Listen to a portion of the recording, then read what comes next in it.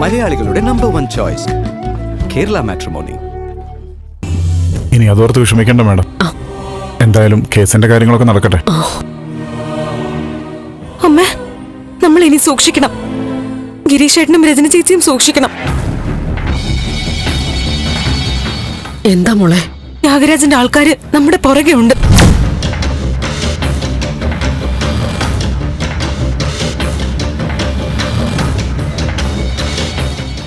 ഞാൻ അവരുടെ പിടിയിലായി പോയേനെ.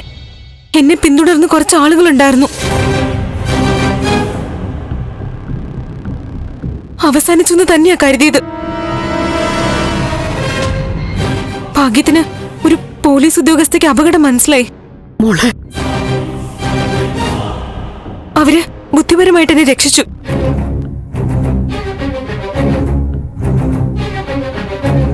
എന്താ, നമുക്കിത് പോലീസിൽ റിപ്പോർട്ട് ചെയ്യണം. വേണ്ട ഗിരീഷേട്ടാ, എനിക്കിപ്പോ പുറത്തിറങ്ങാൻ തന്നെ പേടി തോന്നുക.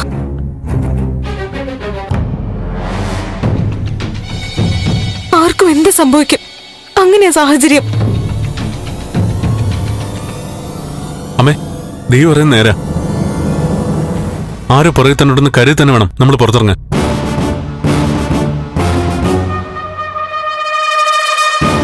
ആ തനൂജം കൂടെ അറിഞ്ഞിട്ടാവോ ഇതൊക്കെ? ഒന്നും അറിയില്ല ചേച്ചി. അച്ഛനെ കണ്ടിട്ട് വരുന്ന വഴിയില് അവളെയും കണ്ടു. പിന്നെ എങ്ങനെയൊക്കെ സംഭവിക്കുന്നത്?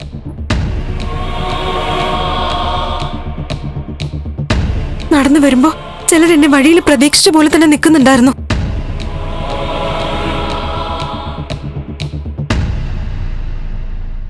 വളരെ കരുതലോടെ വേണം നമ്മളിനി നീങ്ങാൻ.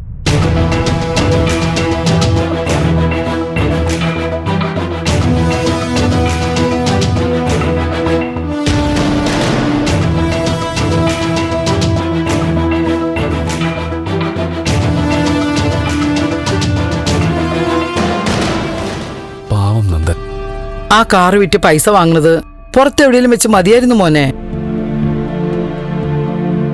നന്ദമോന്റെ വിഷമം കണ്ണീന്ന് പോകുന്നില്ല. അമ്മ പറയുന്നത് നേരാ. എനിക്കും സങ്കടം വന്നു. പുതിയ വണ്ടി വാങ്ങാനാ ഇപ്പോഴത്തെ വണ്ടി കൊടുത്തെങ്കിൽ സന്തോഷം ഉണ്ടാവും. ഇതിപ്പോ പ്രാരബ്ധം കാരണമല്ലേ. തൽക്കാലം വണ്ടി കൊടുക്കാതിരിക്കാൻ നോക്കിക്കൂടാന്ന് ഞാൻ ചോദിച്ചതാ. പക്ഷെ എനിക്കും അറിയാം അവന് വേറെ മാർഗമില്ല. എത്ര വണ്ടികള്, എത്ര ജോലിക്കാര്, എന്തുമാത്രം സന്നാഹങ്ങൾ ഉണ്ടായിരുന്നതാ, ഒക്കെ പോയില്ലേ? ഇത്രയേ ഉള്ളൂ മനുഷ്യന്റെ കാര്യം. കണ്ണു ചിമ്മുന്ന നേരം മതി ഒക്കെ തീരാൻ. പോയതൊക്കെ തിരിച്ചു വരുമേ. ഞാൻ ഓർക്കുമായിരുന്നു, ഉത്സവം പോലെയായിരുന്നു അവിടുത്തെ രീതികള്. ഇന്ന് വൈകുന്നേരം വീട്ടൊരു പാർട്ടി സംഘടിപ്പിച്ച് കളയാന്ന് വിചാരിച്ച അന്ന് പാർട്ടി ആര് സഹായം ചോദിച്ചാലും വാരി കോരി കൊടുക്കും. സ്വഭാവത്തിൽ ദേഷ്യക്കാരിയാണെങ്കിലും ഒന്നിനും ഒരു പിശുക്കും കാണിച്ചിട്ടില്ല പ്രഭകുഞ്ഞ്. അമ്മ പറഞ്ഞ നേരാ. ആ വീട് തന്നെ ഒരു പ്രസ്ഥാനമായിരുന്നു. പക്ഷേ ആ പ്രസ്ഥാനത്തെ തനൂജ എന്ന പെണ്ണ് വന്ന് തകർത്ത് കളഞ്ഞില്ലേ? എന്റെ കയ്യിലെങ്ങാൻ തനൂജ കിട്ടിയിരുന്നെങ്കി. അമ്മ ഒന്നും ചെയ്യാൻ പോകുന്നില്ല. കുത്തിക്കൊല്ലാൻ മടിയില്ലാത്തവളെ എന്ത് ചെയ്യാനാ? ചാകാനോള് തയ്യാറാ. അപ്പോ അവള് പറയുന്നതനുസരിച്ച് ജീവിക്കണമെന്നാണോ മുരളീട്ടൻ പറയുന്നത്? അല്ല, ബുദ്ധിപരമായ നീക്കങ്ങളെ ഫലിക്കുന്നാ പറഞ്ഞത്. സിദ്ധാർത്ഥൻ സാറിന് വൈകാതെ പുറത്തു വരാൻ പറ്റുമോ മോനെ? ആ, ഒക്കെ തേവക്കാട്ടുകാരുടെ നീക്കങ്ങൾ ആശ്രയിച്ചായിരിക്കുന്നത്.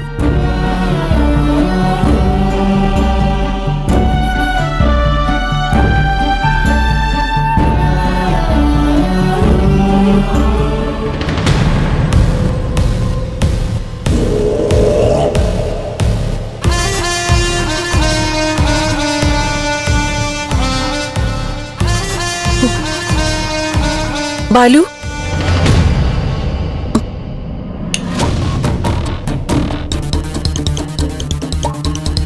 ബാലു,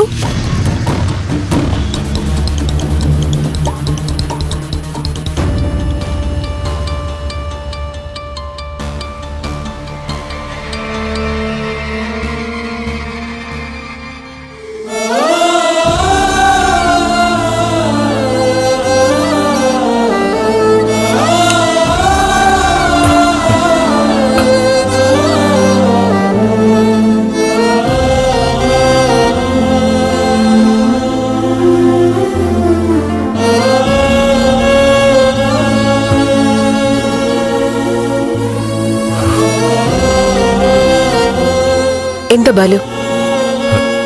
ഉണർന്നു നോക്കിയപ്പോ ബാലു കട്ടിലിലില്ല. പേടിച്ചു പോയി ഞാൻ.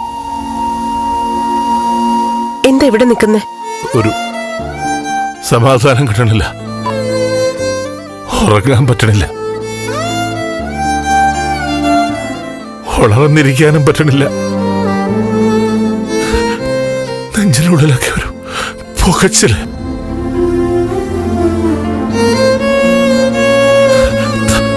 തലക്കകത്ത് എന്തൊക്കെ പൊട്ടിത്തെറിക്കണ പോലെ. ചന്ദ്രേ, എനിക്കിനി ഭ്രാന്തിന്റെ തുടക്കമാണോ? എന്തൊക്കെയാ ബാലു ഈ വിളിച്ച് പറയുന്നേ? സത്യ, മോളെ കുറിച്ച് ഓർത്തിട്ട് എന്റെ സമാധാനം പോവാ. ചന്ദ്ര, അവളുടെ അവസ്ഥ എന്തായിരിക്കും ഇപ്പൊ? നമ്മുടെ മോള് മരിച്ചില്ലേ ബാലു? നമുക്കിനി അവളുടെ ആത്മാവിന്റെ ശാന്തിക്ക് വേണ്ടി പ്രാർത്ഥിക്കാം. അമ്മ അച്ഛനുമില്ലാത്ത അവളിപ്പം ദൂരം വിഷമം അനുഭവിക്കണ്ട. വിധി അല്ലാതെ ഇനി വിഷമിച്ചിട്ട് എന്ത് ചെയ്യാനാ ബാലു? എന്താ വിധി ഇത്ര ക്രൂരമായിട്ട് പെരുമാറുന്നത്? എനിക്കൊന്നും ചെയ്യാൻ പറ്റുന്നില്ല ചന്ദ്ര. നമ്മുടെ മോള് പോയില്ലേ ബാലു? ഇനി നമുക്ക് എന്ത് ചെയ്യാൻ പറ്റും? അവളെ ഓർത്ത് കരയാം. പഴയ കാര്യങ്ങൾ ഓർമ്മിച്ച് നമ്മുടെ സമയത്തിനായി കാത്തിരിക്കാം.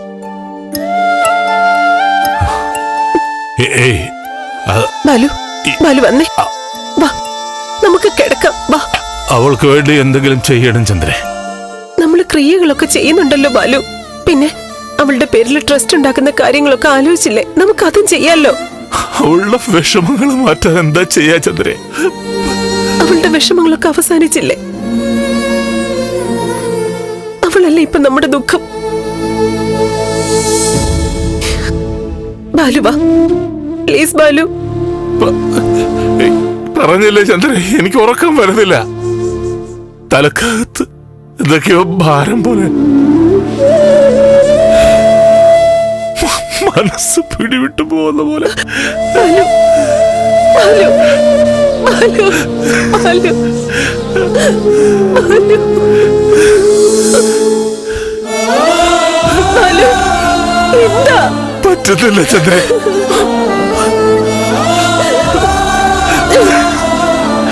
ബാലു വന്നേ, വാ ബാലു.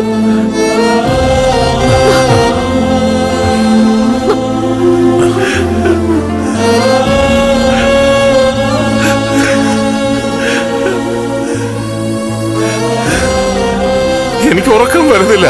പ്ലീസ് ബാലു. എനിക്കൊന്നും ചെയ്യാൻ പറ്റുന്നില്ല ചന്ദ്രൻ. ബാലു വാ. എനിക്കിനി മോളെ കുറിച്ച് ഓർത്തിട്ട് എന്റെ സമാധാനം പോവാം.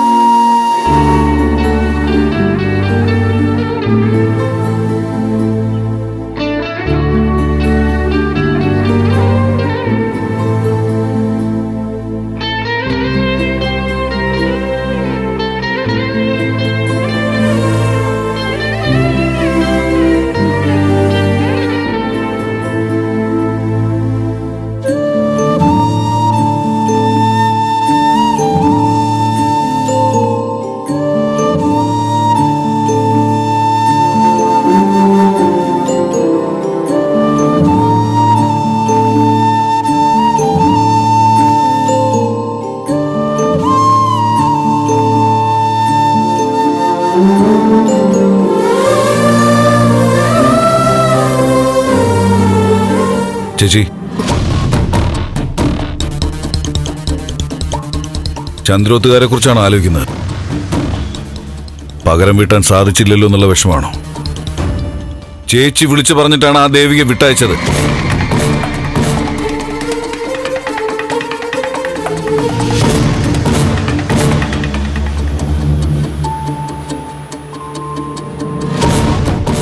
മന്ത്രി രാധാകൃഷ്ണൻ ആ സിദ്ധാർത്ഥന്റെ ആളാ.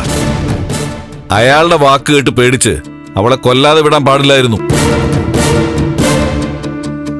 നമ്മൾ ചെയ്തതാ ശരി. ഒരു മന്ത്രി വന്ന് പറഞ്ഞിട്ടും ആ ദിവസം തന്നെ ചന്ദ്രോത്തൊരു മരണം സംഭവിക്കാൻ പാടില്ല. ഇപ്പൊ ഒരു രാഷ്ട്രീയ പ്രസ്ഥാനം നമ്മുടെ കൂടെയാ. മാത്രമല്ല പാർട്ടി നമ്മുടെ ശത്രു ആവരുത്. അത് ബാലുവിന്റെ ആത്മാവിന് ഇഷ്ടാവില്ല.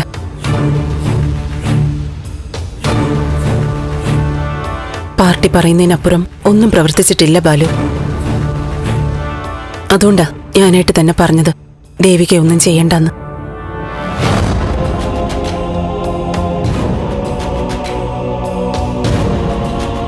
ഞാനിപ്പോ ആലോചിച്ചുകൊണ്ടിരിക്കുന്നത് ആ തനുജയെ സംബന്ധിച്ച കാര്യ. തനുജയുടെ എന്ത് കാര്യം? അറിയാലോ, സിദ്ധുവിന്റെ മകളെന്നും പറഞ്ഞ് തനുജ ചന്ദ്രോത്തിൽ വന്ന് കുറച്ച് കഴിഞ്ഞത് മുതലാ ഇവിടെ ഓരോ പ്രശ്നങ്ങൾ തുടങ്ങുന്നത്. ചന്ദ്രോത്ത് വെച്ച് തനുജയെ കണ്ടത് മുതൽ എന്തോ അവളുമായൊരടുപ്പം ഞങ്ങൾക്കും വന്നു. ബാലു പ്രകടമായി തനുജയുടെ സ്നേഹം കാണിച്ചിട്ടില്ല.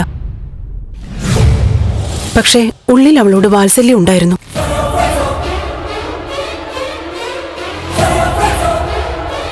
തനുജയെ ഇവിടെ കൊണ്ടുവന്ന് നിർത്താമോന്ന് പല പ്രാവശ്യം ബാലു എന്നോട് ചോദിച്ചിട്ടുണ്ട്. പക്ഷേ ഞാനതിന് സമ്മതം കൊടുത്തിരുന്നില്ല.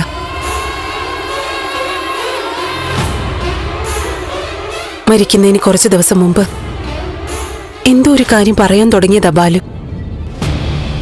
ഒരു കാര്യം പറയാനുണ്ടെന്ന് പറഞ്ഞു. പക്ഷേ മദ്യപിച്ചിട്ടുണ്ടായിരുന്ന ബാലുവുമായി കുടിച്ചതിനെക്കുറിച്ച് തർക്കമുണ്ടായി. ആ ബഹളത്തിനിടയിൽ ബാലു പറയാമെന്ന കാര്യം പറയാൻ സാധിച്ചില്ല. പിന്നെ തനുജ ഇവിടെ നിർത്തണമെന്നാണോ ബാലു പറയാമെന്ന്? അതായിരുന്നു ബാലുവിന്റെ അവസാനത്തെ ആഗ്രഹം. ചേച്ചി എന്താ ഈ ഉദ്ദേശിക്കുന്നത്? രണ്ട് കാര്യങ്ങളാ മനസ്സിൽ. ഒന്ന്, തനുജയെ ഈ വീട്ടിൽ നിർത്തണമെന്നായിരുന്നു ബാലുവിന്റെ അന്ത്യാഭിലാഷമെങ്കിൽ ഞാനത് സാധിച്ചു കൊടുക്കണ്ടേ. പിന്നെ ചന്ദ്രോത്തുകാരുടെ ഏറ്റവും വലിയ ശത്രുവാ തനുജ.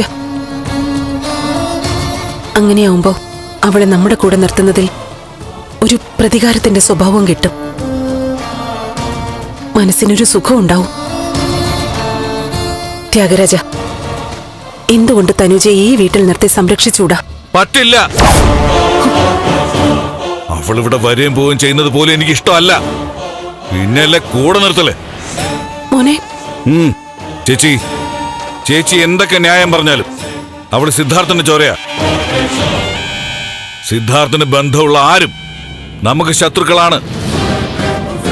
അപ്പൊ തനുജ ശത്രുവാണ്. ഇന്നല്ലെങ്കിൽ നാളെ അവളും അവസാനിപ്പിക്കേണ്ട ലിസ്റ്റിലുള്ളതാ. മോനെ, ഞാനൊന്ന് പറയട്ടെ. ഒന്നും പറയണ്ട. തനുജ ഇവിടെ നിർത്തുന്ന കാര്യം മാത്രം ഞാൻ അംഗീകരിക്കില്ല. പറഞ്ഞില്ലേ, അവളും അവസാനിക്കേണ്ട ലിസ്റ്റിലുള്ളതാ. 2 മക്കളും മരുമകളും കഴിഞ്ഞ പിന്നെ തനുജ.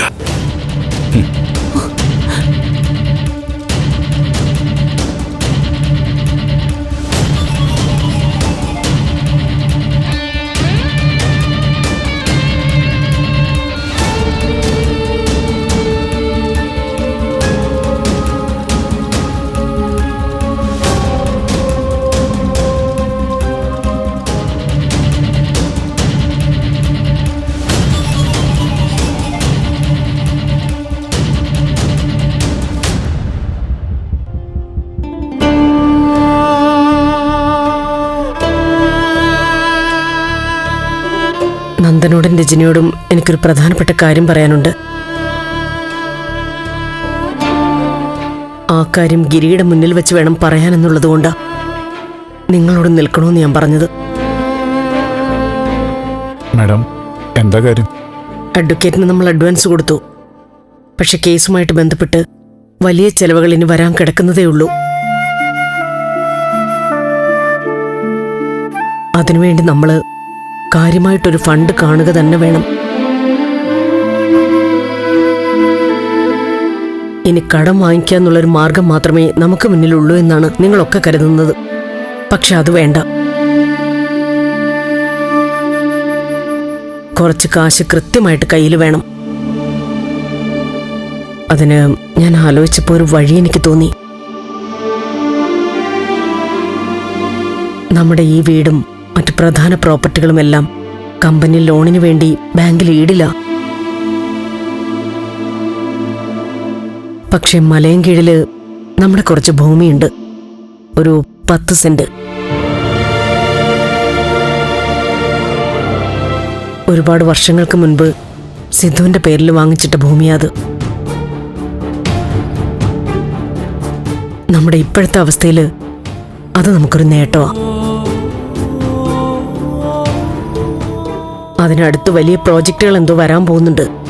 അതുകൊണ്ട് തന്നെ സ്ഥലത്തിന് അത്യാവശ്യം മോശമല്ലാത്തൊരു വില കിട്ടും.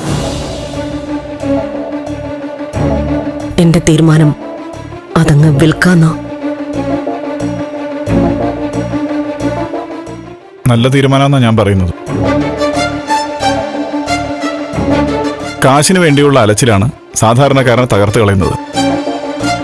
ഇത്തരം ഒരു സ്ഥലത്ത് 10 സെന്റ് ഭൂമി ഉണ്ടെങ്കിൽ അത് സെയിൽ ചെയ്ത് കടങ്ങളും ഫീസും ബാധ്യതകളൊക്കെ തീർക്കാം. ഗിരീഷേട്ടന്റെ അഭിപ്രായം തന്നെ എനിക്കും.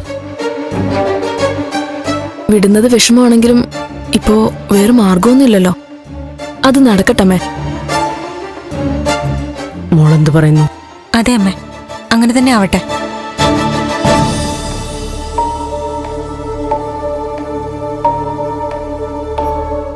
ഒന്നുകൂടി പറയാനുണ്ട്. അത് ഗിരിയോടാ. ആ ഭൂമി രജനിക്കെന്ന് ഉദ്ദേശിച്ച് മാറ്റിയിട്ടിരുന്നതാ.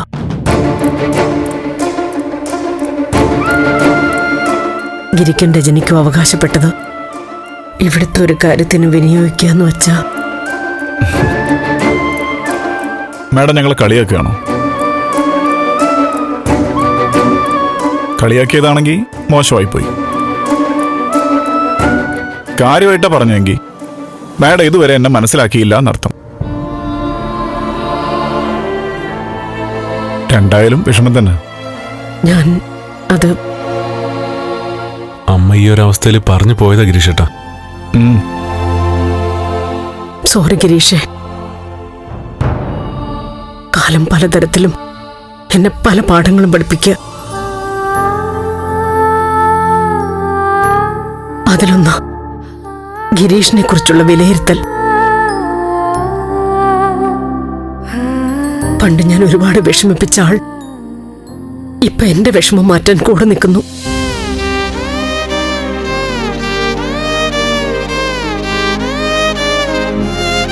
സോറി മോനെ, സോറി. അത് വിട്ടേക്ക് മാഡം. ഞാൻ ഈ വീട്ടിലെ മൂത്ത മകനാണെന്നല്ലേ മാഡം മുമ്പ് പറഞ്ഞത്. മകനോട് സോറി പറയുന്നത് മോശമല്ലേ? ഇതിപ്പോ മക്കളോട് ക്ഷമ ചോദിക്കാനും പാടില്ലേ? ആ, മാതാപിതാക്കള് മക്കളോട് ക്ഷമിക്കണമെന്നൊന്നും പറയണ്ട. മക്കളങ്ങ് ക്ഷമിച്ചോളൂ. അല്ല രജനി? ആ അതെ. ശരി, അപ്പൊ നാളെ ഞാനും നന്ദനും ആ സ്ഥലത്ത് പോയി വില്ലേജ് ഓഫീസുകളിൽ കയറി രേഖകൾ എടുക്കാം. ഫോർ സെയിലിന് പരസ്യം കൊടുക്കാം. അതെ, അങ്ങനെ ആവട്ടെ മാഡം. അല്ലേ?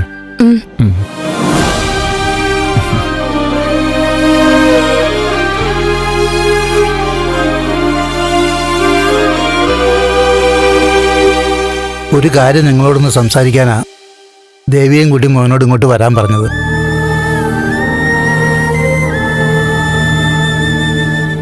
കാശിന് നല്ല ആവശ്യമുള്ള സമയമെന്നറിയാം.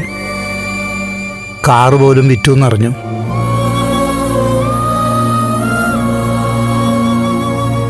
വക്കീലിന്റെ അഡ്വാൻസ് മാത്രം ഇത്രയും വലിയ തുകയാണെങ്കിൽ ആകെ ഫീസ് എത്രയെന്ന് ഊഹിക്കാവുന്നല്ലേ ഉള്ളൂ.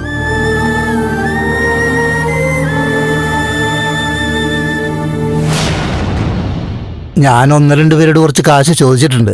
കിട്ടാൻ സാധ്യതയുണ്ട്. അത്ര വലിയ തുകയൊന്നും അല്ലെങ്കിലും കുറച്ച് കാശ് തന്ന് സഹായിക്കാൻ പറ്റുമല്ലോ. പക്ഷേ ഇതിനിടയ്ക്ക് വേറൊരു ചിന്ത വന്നു.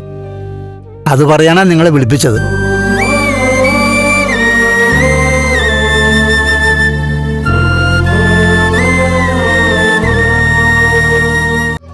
മലയാളികളുടെ നമ്പർ 1 ചോയ്സ് കേരള മാട്രിമോണി.